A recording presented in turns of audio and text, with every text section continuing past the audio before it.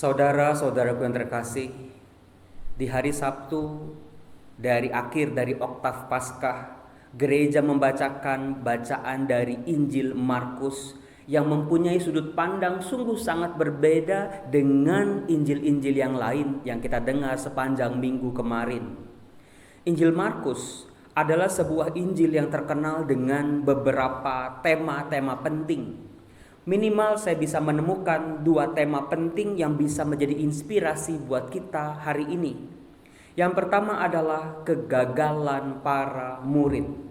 Ternyata kegagalan para murid, ketidakpercayaan mereka, ketidakpahaman mereka terhadap misteri Kristus itu terjadi sejak awal sampai Injil Markus ditutup. Dari Yesus baru mewartakan kerajaan Allah di Galilea sampai sesudah wafat dan kebangkitannya. Para murid terus-menerus sepertinya gagal untuk percaya, gagal untuk memahami. Saudara, dari sini kita bisa melihat dan merefleksikan diri kita. Siapa yang tidak pernah gagal dalam hidupnya? Sehebat apapun seseorang pasti pernah gagal.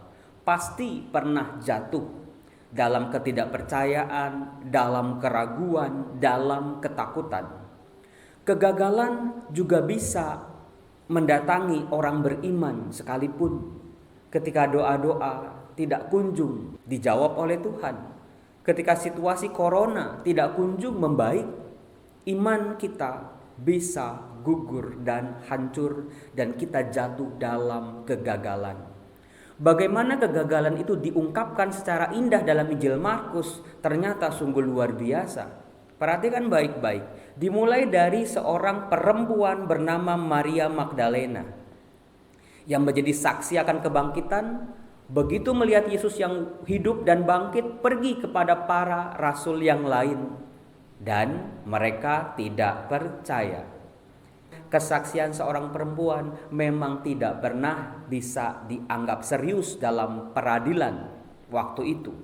Lalu dikatakan tadi Yesus menampakkan diri kepada 2 orang di Emmaus yang adalah 2 orang laki-laki.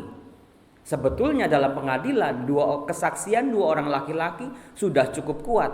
Tetapi sebagaimana kita tahu mereka juga tetap tidak percaya.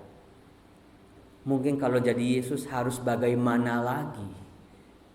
Kegagalan ternyata menjadi bagian dari perjalanan hidup orang beriman. Itu kabar gembiranya. Kalau kita gagal, kalau kita jatuh, lihatlah ini sebagai perjalanan hidup yang harus memang kita lalui. Lalu dari tema kegagalan itu, saya mau mengajak kepada tema yang lain dalam Injil Markus, yaitu pentingnya sebuah komunitas beriman. Pentingnya orang-orang di sekitar kita. Core timnya itu yang penting. Mengapa?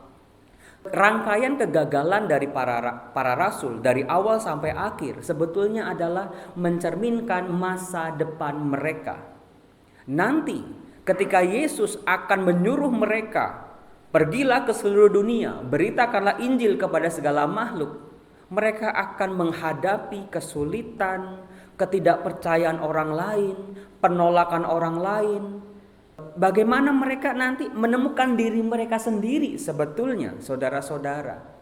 Jadi, dari rangkaian kegagalan dari Injil Markus sebetulnya adalah sebuah gambaran masa depan gereja, bahkan sampai sekarang.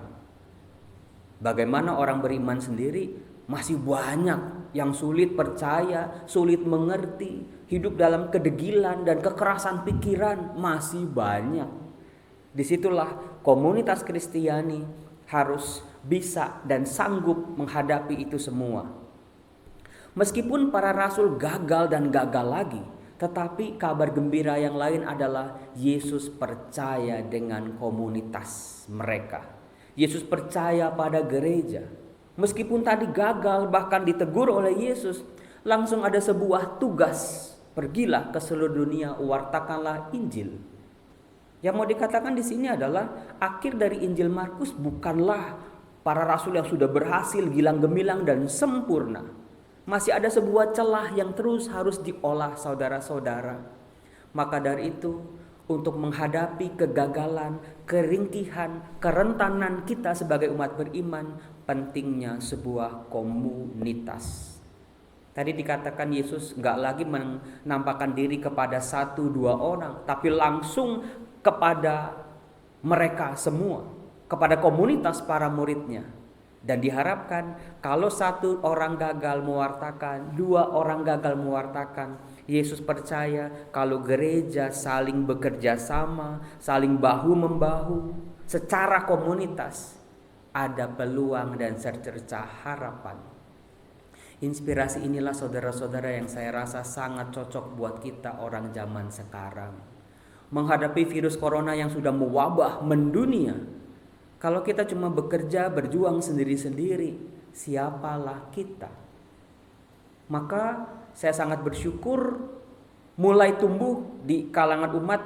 Misalnya kemarin ada satu kelompok di Instagram yang saya lihat, kelompok yang bikin face shield, atau kelompok-kelompok yang lain yang bekerja luar biasa. Saudara-saudaraku terkasih, mari dalam situasi seperti ini, meskipun kita tidak bisa bergandengan tangan, tetapi ada sebuah ikatan yang telah dibangun oleh Yesus buat kita. Tuhan Yesus